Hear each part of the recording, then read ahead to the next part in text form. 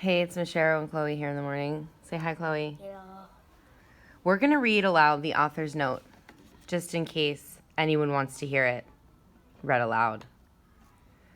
Author's note. From a young age, I was interested in animals, space, my surroundings, all the natural sciences. When I was a teenager, I became the president of a nationwide junior astronomy club with 1,000 members.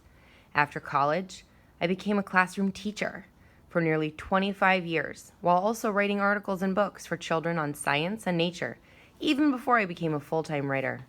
My experience as a teacher gives me the ability to understand how to reach my young readers and get them interested in the world around us.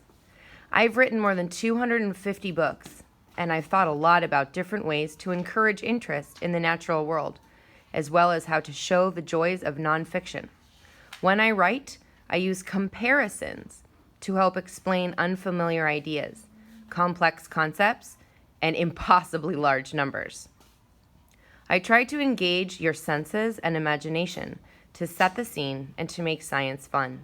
For example, in Penguins, I emphasize the playful nature of these creatures on the very first page by mentioning how penguins excel at swimming and diving. I use strong verbs to enhance understanding. I make use of descriptive detail and ask questions that anticipate what you may be thinking, sometimes right at the start of the book. Many of my books are photo essays, which use extraordinary photographs to amplify and expand the text, creating different and engaging ways of exploring nonfiction. You'll also find a glossary, an index, and website and research recommendations in most of my books, which make them ideal for enhancing your reading and learning experience.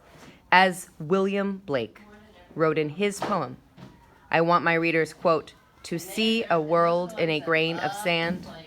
That was Miss Daly. Hold on, I'm going to reread that.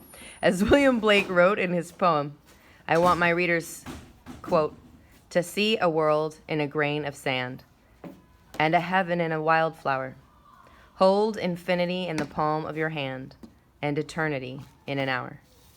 And that is the signature of Seymour Simon. Thank you.